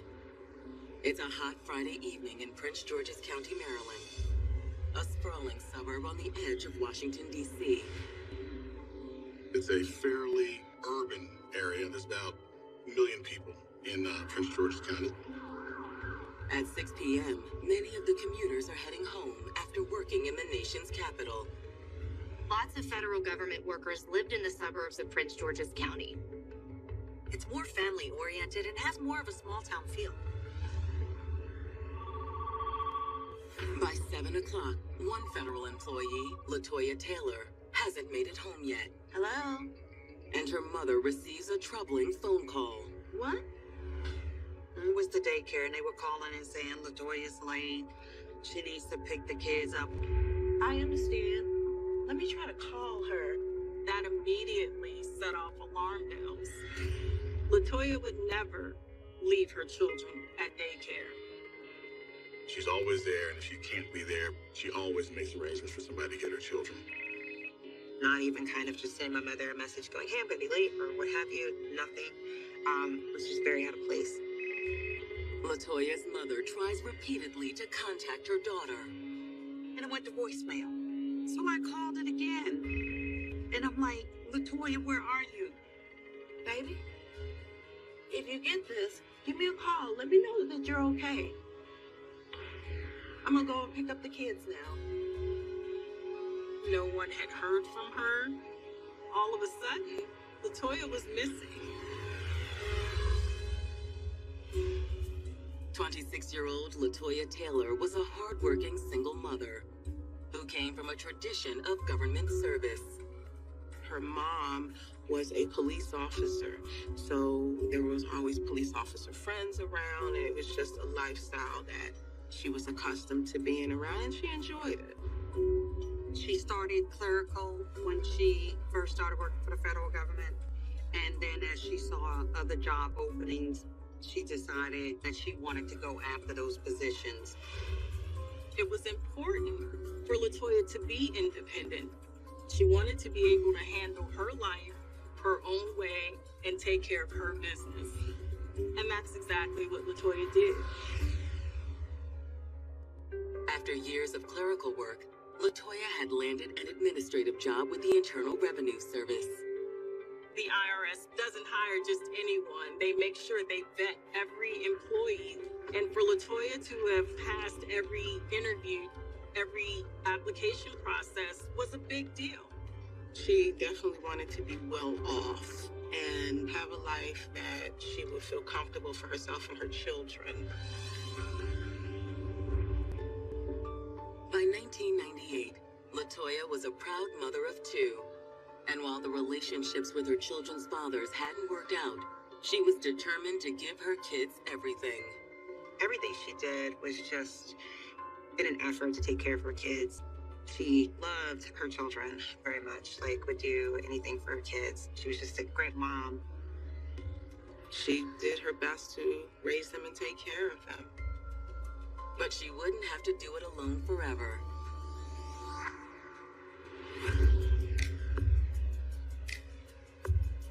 In the fall of 1999, LaToya reconnected with an old flame from high school, 24-year-old Issa Santiago, and quickly fell in love. LaToya and Issa rekindled the flame, and sparks flew. Issa was tall, Issa was handsome, he was charming. However, it wasn't just Issa's looks that attracted LaToya. He would come over and he would help me with the kids, and she loved that about him, but she was in love with him. She was very much in love with him. There was definitely passion in the relationship that the two of them had together. They definitely had a fiery relationship. Ever since they were in high school, there was something about Issa that kept LaToya coming back for more. The couple's bond seemed solidified when LaToya and Issa welcomed a child of their own. In September 2002, they had a baby girl. She was beautiful. Issa and LaToya were proud parents. Even with a newborn, Issa and LaToya never took the next step in their relationship and lived separately while raising their daughter and continuing their romance. While the situation came with challenges, it seemed to work for the couple. LaToya and Issa was just this bond that no one else could understand. They still wanted to be together, but just not every day. She sleep? From LaToya's perspective, she loved Issa, but she was not about to allow herself to be dependent on a man. She was one of the first of her friends to have her own home. LaToya was doing just fine. She didn't need to cohabitate to co-parent. That's just the type of person she was. Able to work on her own and not worry about anybody helping her. Gotta go. Okay. And while LaToya didn't worry about needing the help, Issa also wanted to provide for his daughter. He was there. He was willing to contribute financially. Even though LaToya managed on her own, she's not going to turn down child support. He was paying money underneath the table, if you will, not pursuant to a court order. He was giving LaToya money for diapers and help with daycare expenses. They seemed to have this oddly yet unique family. But on the evening of June 13th, 2003, this family would be ripped apart by a distressing phone call. She didn't make it home to get her kids. I called her phone immediately. I'm leaving messages. What's going on? No answer. With her growing concern, LaToya's mother, Felicia Cole, makes a call to the IRS office where her daughter works. Hello, may I speak to LaToya Taylor, please? It was possible LaToya had gotten held up at work for some reason and just forgot to call. What Felicia learns next will send her into a panic. Oh, I see. They told me LaToya had left. All right, thank you. She had left at lunchtime and she hadn't come back. And she never done that before. This was surprising to me because 5 minutes before LaToya went to lunch, I was on the phone with her. It's now clear to Felicia that her daughter is missing under suspicious circumstances. Nobody knows where she is. Nobody's heard from her. Everyone's freaking out. It was an absolute nightmare. They don't want me involved with the investigation because I am the mother of the missing person. That would compromise things. And if they had wanted me involved, I couldn't have helped them. I really couldn't help them. I was a zombie walking around. I just could not believe that LaToya went missing.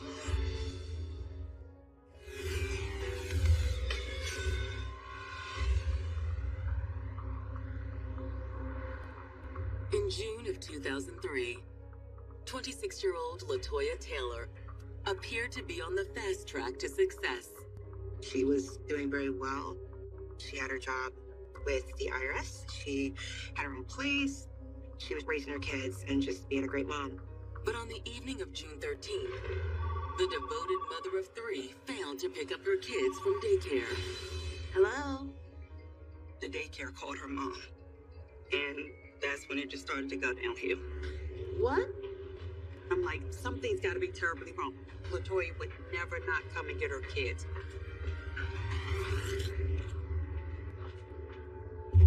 During the drive to pick up LaToya's children from daycare, her mother, herself an officer with Prince George's County PD, calls her commanding officer. Her mother actually was a Prince George's County police officer at the time, so she knew the proper procedures to get the resources going. Yes, could you go ahead and get that started for me? And I told my sergeant that I need someone to run by the subway station and check for her car. What her fellow officers find confirms her worst fears. They got to the subway, and they saw a car there. Once they found the car, I knew that was it. Something was wrong. Prince George's County Police open a formal investigation into LaToya's disappearance. At that point, it's like a race of time to find out what happened to her and where she at. Detectives' first move is to review the security footage from the IRS building where LaToya worked. It was a federal building. There were cameras everywhere. The surveillance footage from the IRS shows LaToya leaving the building. She starts angling over to the left, and unfortunately, there's a truck in the way.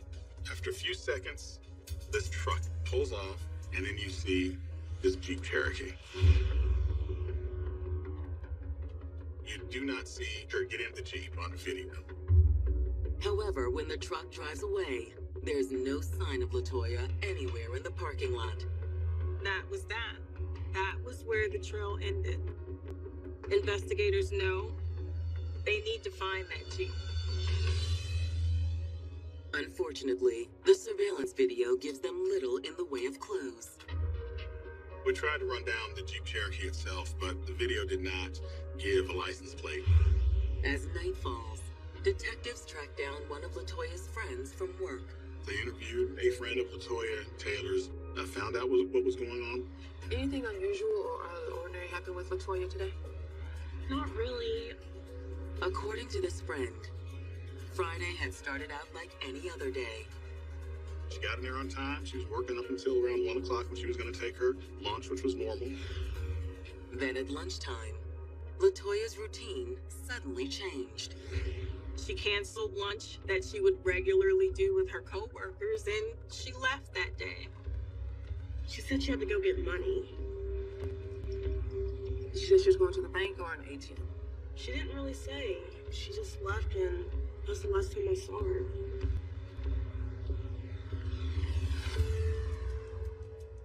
With the security footage and LaToya's co-worker an apparent dead end, detectives reach out to LaToya's mother. They came out to my house. They just started trying to take reports, just trying to track her steps. I'm sorry, ma'am. We're doing everything we can. I know. It's still hard.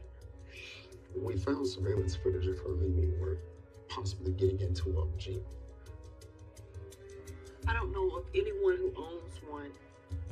Detectives knew they had to ask tough questions, but they needed to know if one of LaToya's exes would have wanted to harm her, maybe out of jealousy. LaToya's children's fathers would never have harmed the hair on her body. Is there anyone else in her life we should talk to?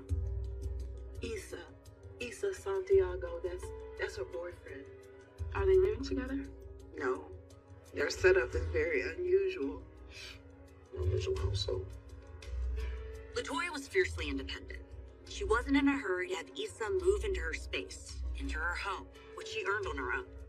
Detectives knew they needed to speak with him. Here's his number. Find my daughter.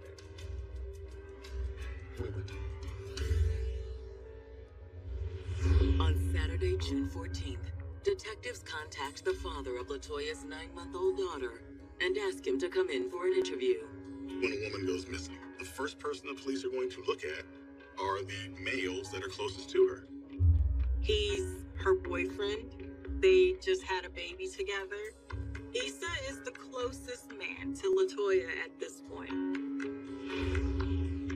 That afternoon, Issa Santiago arrives at the station and sits down with detectives. Thanks for coming in to talk to us, Mr. Santiago. No problem. Have you guys heard anything about Toya yet? Her mom called me. He's just as concerned as everybody else that she's missing. He told investigators he would do anything to help find where LaToya was. When was the last time you saw LaToya? Last weekend. I went over to see my baby girl. And have you spoke to her since then? Yesterday morning. Called at work. Issa had just spoken to LaToya on the phone, and everything seemed normal. Everything was fine. Did she say anything about lunch plans? No. We just talked about our daughter. I was supposed to go see her this Sunday. So, will LaToya get along? Of course we do. He says they was on good terms. Everything is fine with them. You know, there's no problem with him and Toya. But you don't live together? No, we don't. Why is that? It's a little complicated. Tell us about it. What Issa tells detectives next adds an explosive new angle to the case. Investigators are shocked to find out that Issa is actually married. He also had this other life as well. And now detectives wanted to know, did the love triangle have anything to do with LaToya's disappearance? Hi, excuse me?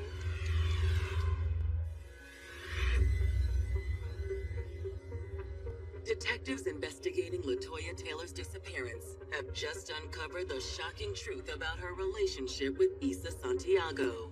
In addition to being the father of LaToya's 9-month-old daughter, Issa was also married to another woman. As he described it, there was a bit of a love triangle going on between the three of them. Look, I didn't mean for it to happen that way. It just did.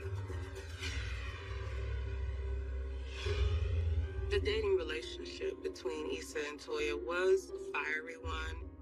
I think that they felt as though they loved one another, but Issa wasn't always faithful. Issa tells detectives during his on-again, off-again relationship with LaToya, he met and fell in love with a woman named Ava. Ava became his primary focus. He was spending more and more time with her and less with LaToya.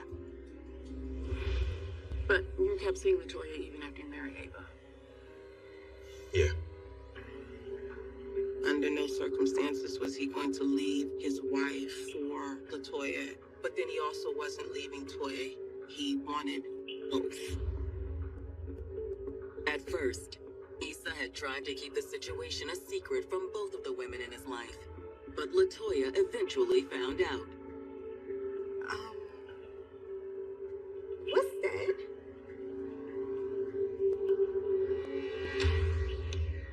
I need to talk to you.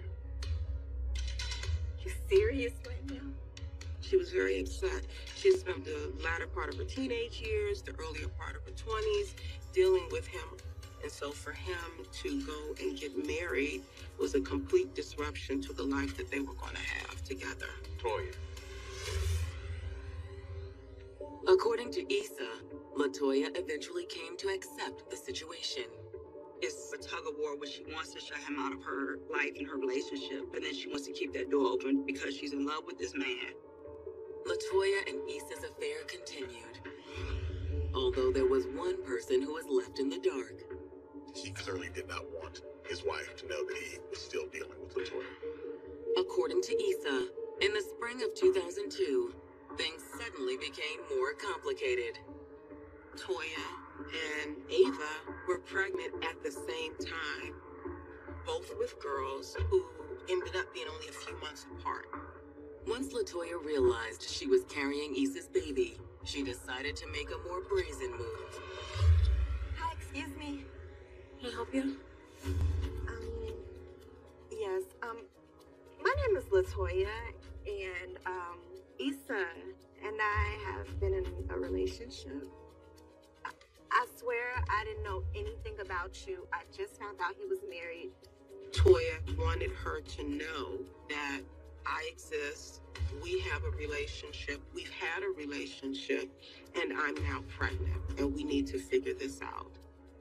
According to Issa, he came home to find the women face to face.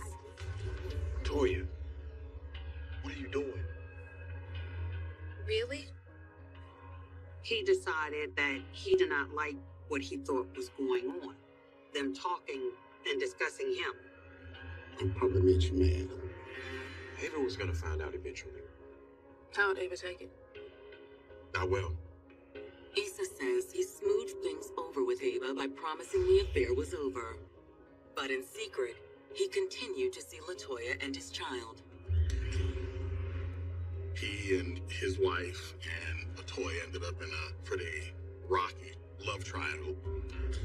And unfortunately, a lot of drama comes in those situations. But did this domestic drama have something to do with LaToya's disappearance? Where were you yesterday around 1 o'clock? Me and Ava went running errands until we picked the baby up from daycare. And when was this? 4:30. If he was telling the truth, that would give Issa and Ava alibis for when LaToya disappeared. You're free to go. Thank you. After talking to Issa, detectives need to verify details of his statement. They discovered some interesting facts that Issa conveniently left out. Issa Santiago and LaToya Taylor had a 2001 documented case where there was a domestic incident. Although Issa was never convicted, he was charged. Police reports were filed. The charge ended up getting dropped. Detectives also discovered that LaToya had taken out an order of protection against Ava. Ava had also filed one against LaToya. She was mad at her husband, but she seemed to be more mad at Toya for messing with her husband, for having a baby with her husband, as if Toya had done these things by herself. Considering the animosity between them, detectives decide it's time they talked to Ava Santiago. Thanks for coming in to talk to us, Ms. Santiago. I ain't got nothing to say to you. I just have a few questions to ask you. Well, I'm not answering them. She kept telling the police she wanted to speak to a lawyer. Detectives promptly end the interview, with their suspicions of Ava now heightened. Sit tight. Why wouldn't the wife be a suspect? He had an ongoing relationship with LaToya while he was in this marriage. I definitely don't put it past her to have something to do with it. Especially if she knew about, this whole love triangle with my sister. Had Ava done something to her rival? Issa's story gave her an alibi, but he could have been covering for his wife. However, before detectives take a closer look at Ava, they get a phone call that changes everything. DC police believe they found the mysterious Jeep from the surveillance video.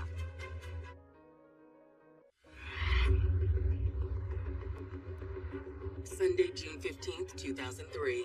It's been 48 hours since LaToya Taylor walked out of her office at lunchtime and disappeared. But detectives have just received a tip that could be the key to solving the mystery. DC police were called to the report of a vehicle fire on Spring Road in Northwest Washington. The burnt-out vehicle is a dark-colored Jeep. The Jeep matched the one in the surveillance footage that detectives believe LaToya got into before she went missing. There's no body. No one perished in the fire. Police run the Jeep's license plate through the registration database and make an alarming discovery. They're shocked to learn that it's registered to the Santiagos, Issa and Ava. The records also revealed that Issa recently reported the Jeep stolen. However, it's when the car was reported stolen that makes detectives take note. He didn't make the report until after they discovered the car on fire. Go figure. Issa told investigators that he drove home as usual, parked it. The next morning, he came out, and the vehicle was gone. Detectives working the LaToya Taylor case find that hard to believe. First, there was the fact that Issa and Ava owned a Jeep very similar to the one spotted when LaToya disappeared. And then, oh, wait a second. All of a sudden, his Jeep is stolen. And then, on top of that, set a fire. There's not that much coincidence in the world. There just isn't. Detectives have the burned Jeep towed to the crime lab for analysis and immediately find more reason to doubt Issa's story. The ignition isn't what we call popped. The car wasn't hot-wired, anything of that nature. The forensic team also finds that some of the Jeep's interior survived the fire. Even though the Jeep was burned, it didn't burn up everything. In the back, we still had some carpet that you could get some good samples from. However, the forensic search fails to turn up any evidence of foul play. Tests didn't turn up any traces of blood or anything of that nature. Nothing to put LaToya in that vehicle. Detectives still don't know what happened to LaToya. They hope a subpoena for her phone records will generate a lead. This is still a missing persons report. Nobody's been accused of a crime at this point.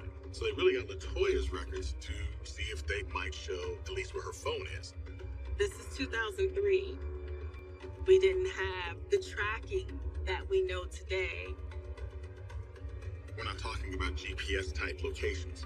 We're talking about what cell tower is the phone pinging off of. So you can't pinpoint anybody based on this technology, but you can get general areas.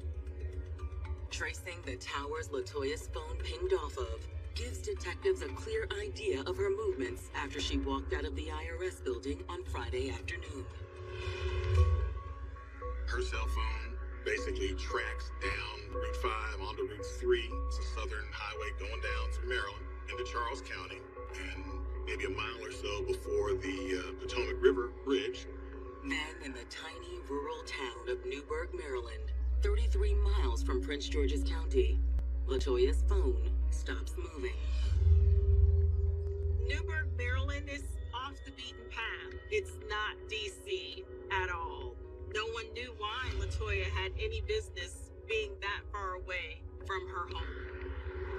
That tower in Newburgh was picking up LaToya's cell phone with over 100 phone calls that were unanswered. When you have all of these phone calls hitting off one tower, you know that that phone was not moving. On Thursday, June 19th, DC detectives drive to Newburgh to assist in the search. In that search area, you had the Charles County Sheriff's Office, the DC Police, Prince George's County Police, the Natural Resources Police. It really was a collaborative effort. It is nothing but fields and woods off of 301. You're only a mile or so from the bridge. There's not much out there at all. After hours of searching, one officer alerts the search team. I think I see something up here. It was back up off the road in a wooded area that no one would be in. He approached that area and ultimately found what was a decomposed body. She is wrapped in 2 large black plastic trash bags with duct tape holding them together. Detectives are fairly certain the dead woman is LaToya Taylor. It's a black woman wearing a denim dress similar to what LaToya Taylor had worn on the day of her disappearance. She's out there in the field for a week. The temperatures were exceedingly hot at that time, and there was a lot of decomposition. Despite the condition of the body, one thing is immediately clear. There's a bullet hole in the back of her head. Investigators believe this is no longer a missing persons case. This is a homicide. June 19th, 2003. In a field near Newburgh, Maryland, 33 miles from Prince George's County, police have just found the body of a woman they believe is missing mother of 3, LaToya Taylor. Detectives found her wrapped in garbage bags with a gunshot wound to her head. There are no shell casings. There are no bullets. There's only a body. The vegetation was mashed down and it looked like a vehicle had maybe driven up to where the body body was left. When detectives survey the ground where the body had been, they find a crucial piece of evidence. LaToya Taylor's phone was actually found underneath of her body in that field. They charged the phone, turned it on, and quickly determined the phone was LaToya's, which meant the body was most certainly LaToya Taylor. The news is devastating to LaToya's friends and family. It's bittersweet because we was able to bring her home. But it wasn't the way we wanted her to come home. I couldn't believe they just told me that my sister was not alive. They told me they needed to talk to me. They said they found a body. I thought my world was over. The next day, the medical examiner performs an autopsy and finds no evidence of a struggle, nor any traces of the killer's DNA. But she does recover one potentially useful clue from LaToya's remains. The autopsy was able to find a couple of carpet fibers. Those carpet fibers were eventually compared to the carpet from the rear of the burnt-out Santiago Jeep. And they came back from the FBI as being consistent with fibers that were found in that Jeep. Those fibers proved that LaToya Taylor had been in that Jeep after she was killed. With this bombshell piece of forensic evidence, detectives turn up the heat on their main suspects: LaToya's boyfriend, Issa Santiago, and his wife, Ava. At that point, detectives weren't sure if Issa or Ava were behind the murder or if both were involved. Investigators get a search warrant to search the Santiago's home. We did do search warrants, which did not turn up a handgun. We didn't find anything. No handguns, no ammunition, no bloody clothing. Nothing to indicate they were involved in the homicide. Next, detectives turn their attention to the couple's alibi for the afternoon of the murder. Issa had told investigators that he and Ava had been running errands all day and they had picked up the baby together. But when detectives contact the daycare to see if Ava and Issa picked up their child together, his story collapses. According to people at the daycare, Ava had been alone. A call to Ava's employer reveals that the rest of Issa's story about running errands with her is also a lie. Ava's employer told investigators that she had been at work all day. We know that she was at work at least as of 4:45, which means that she would not have been with him. Ava is now crossed off investigators' list. But if Issa wasn't with his wife, where was he? Hoping to track Issa's movements the afternoon LaToya was killed, detectives subpoena his cell phone records. Once you start looking at the phone records, then things really come into sharp focus. Because if you take a look at the location of Santiago's phone that he was using and LaToya Taylor's phone, you see both those phones basically at the same time marching down from Prince George's County into southern Maryland. Both of them. The cell phones paint the picture that clearly Issa and my sister were together. Detectives track both phones all the way to the field outside Newburgh where LaToya's body was found. My sister's cell phone stays out there with her. His cell phone comes back. After comparing the phone records, detectives feel they have enough evidence to make an arrest. But it will take almost a year to get the warrant they need to bring Issa in. It wasn't until the grand jury handed down their indictment that the Maryland State Police were able to locate Issa and apprehend him. On May 24th, 2004, 11 months after finding LaToya's body, the authorities take Issa Santiago into custody. Issa did not put up a fight. He was brought into the Forestville barrack, and he invokes his right to an attorney.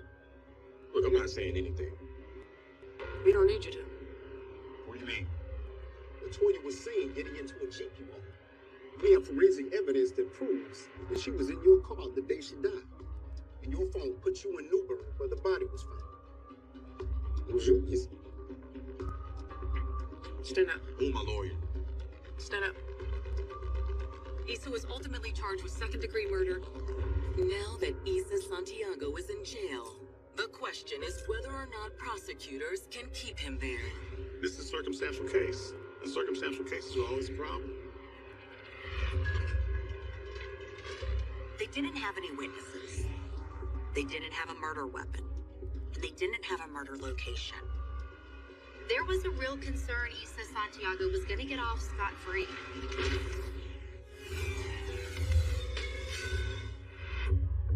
May 24th, 2004. Chance behind your back. Detectives arrest Issa Santiago for the murder of 26-year-old LaToya Taylor, the mother of his now 20-month-old daughter. When investigators finally arrested Issa, they wanted a solid case. They wanted evidentiary support. They wanted justice for LaToya Taylor. It took a while. They were not going to rush and not be able to pursue the charges. Even though I didn't like it, I was fine with it. Because I knew once they got him, that was it. Now it's up to prosecutors to make the murder charge stick. We did not have any eyewitness to say that I saw him shoot LaToya Taylor or that I saw Issa Santiago dump this body in that field. However, building their case in the months before Issa's arrest, detectives did uncover a motive.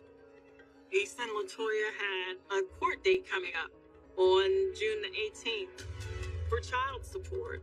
Just 5 days after LaToya was reported missing, prosecutors contend Issa was willing to contribute, but he did not want it to be a matter for the courts or his wife, Ava. He was okay as just as long as it was on his terms. If he could do it at night and just give a little bit of money here and his wife not know, he's fine. LaToya was not okay with the situation. The payment became sporadic, and he was coming by all hours of the night handing money off. He was giving LaToya money, but as far as being court-ordered to pay it, yeah, it's a different level.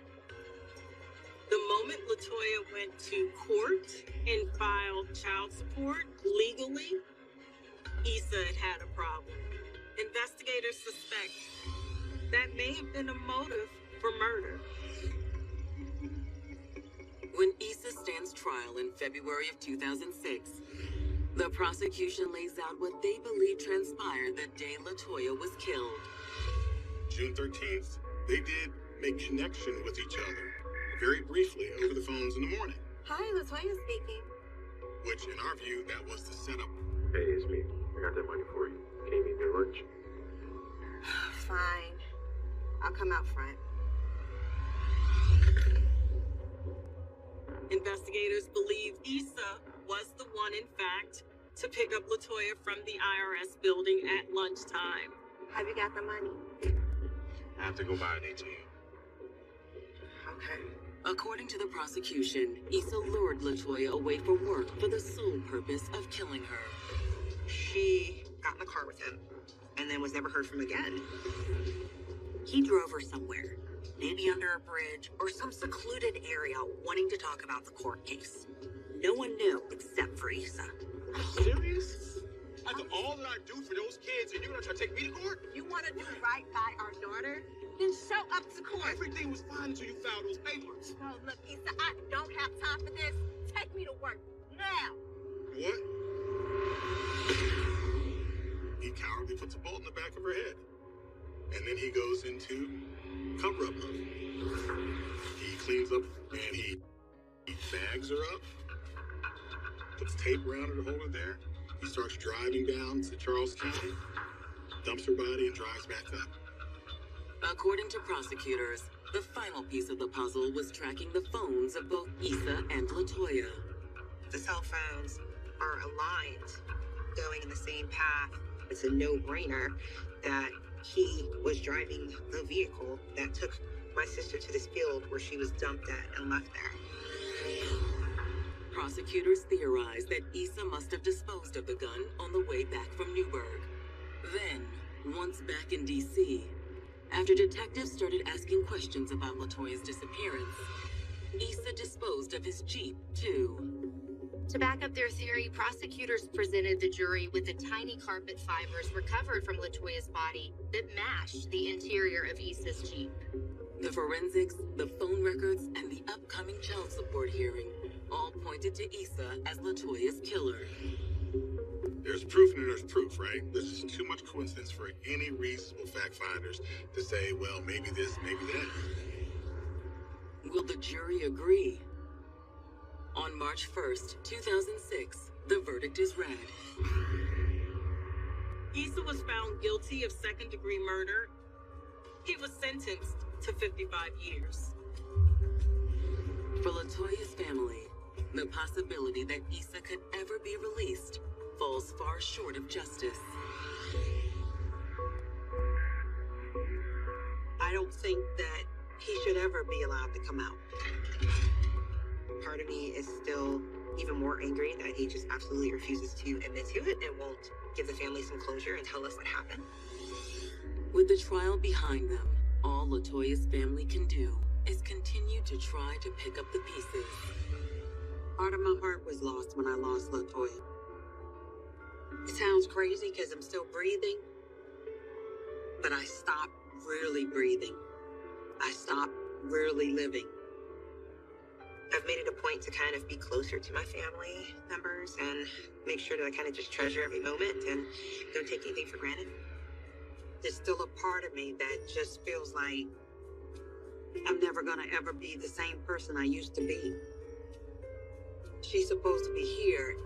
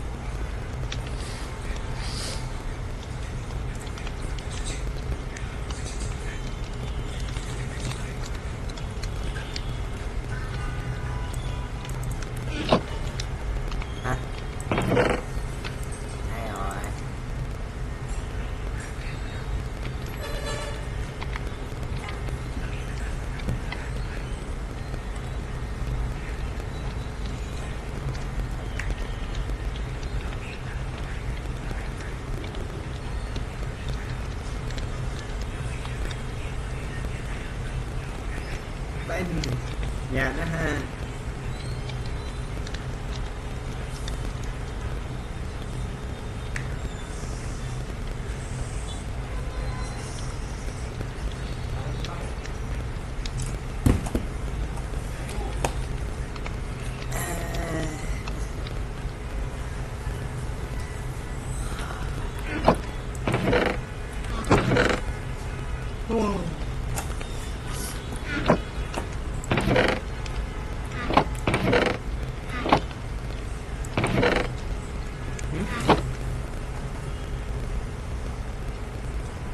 ไม่